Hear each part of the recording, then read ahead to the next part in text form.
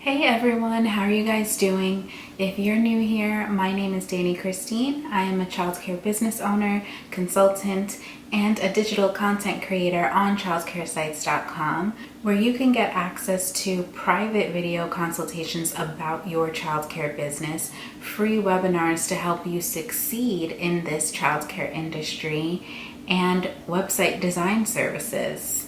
If you enjoy videos about childcare, business management, operations, and marketing, be sure to subscribe to this YouTube channel, and you can do that by scrolling down and clicking that subscribe button. After you do that, be sure to click that little bell icon so that you can be notified every single time I post a new video on this channel. And while you're down there, you might as well hit the thumbs up button to like this video. Don't forget to comment if you've got anything to say or if you have any questions. I love reading the comment section. For the past few months, I've really gotten familiar and been into something called drip marketing. And I wanted to cover that topic with you guys a little deeper here on my channel because I know it could help you guys in your childcare businesses as well. Drip marketing has been such an effective way of getting leads to pay attention to the things that I want them to pay attention to, and to even take action on certain things like calling my center or registering online. If done correctly, you could even attract more leads. Over the past month, I've enrolled 12 new children into my program, and here's how I did it. In order for drip marketing to be effective, there's a combination of things that you have to do. The first thing is to make sure that you get all of your contacts organized.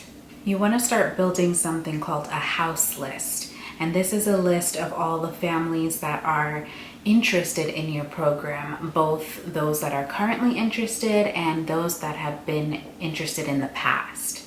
I can't tell you how many times a family will come and tour my center and not register at first, but then for one reason or another, a year or even more down the line, will call us again and want to sign up right away. So do not disregard or throw out any contacts of previous families just because they did not register right away. And with that in mind, also don't disregard or toss out any contact information of families that registered with you before. My program has been open for a little over 3 years, and we already have 300 families that have been registered or are currently registered, and we have all of their contact information. There are a number of different softwares that are available for you to use to keep track of all these contacts, and to even help you run certain special reports to find a category of contacts that you're looking for.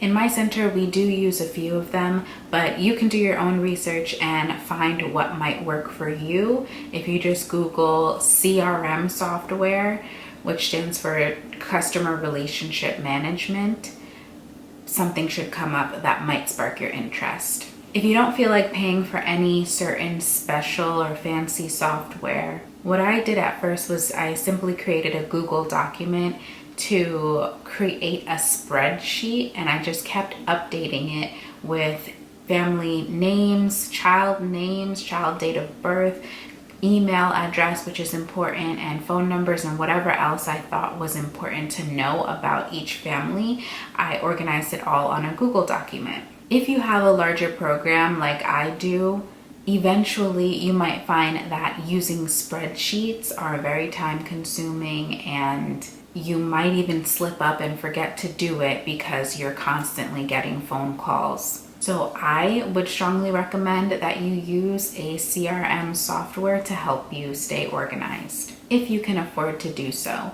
Maybe at first you can start off with using a Google document or Microsoft Word or Excel or something like that that is free, because if you just open your childcare business, you might not have a flood of families contacting you and stopping by. But eventually, once your business name gets out there and you do start getting calls and visitors every day, you might want to switch over to a CRM.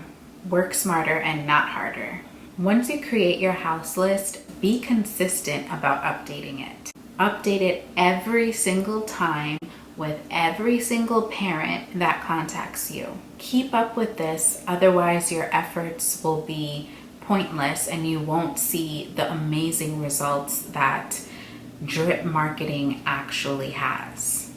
Updating your house list is half the work. Next, you're going to want to create actual content that will consistently drip out to everyone on your house list.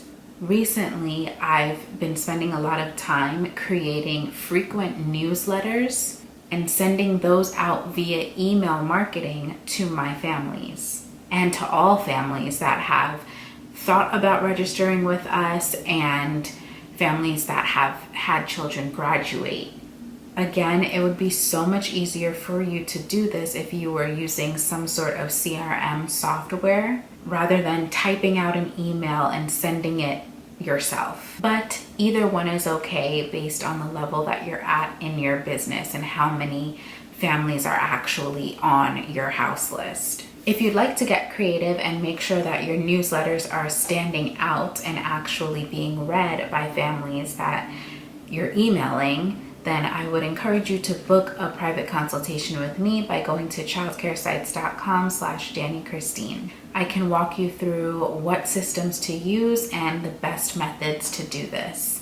You want to make sure that your newsletters are engaging and have attractive photos on them, along with useful information that parents will actually care about taking a few minutes to read and possibly share. Make sure you're adding in a call to action, which is you telling them what you want them to do. Do you want them to sign up for something? Do you want them to fill in their phone number? Do you want them to call your program and register now? Add in links to your newsletter to make it easier for them. With drip marketing, your content is usually created in advance and scheduled to be sent at a future date and time.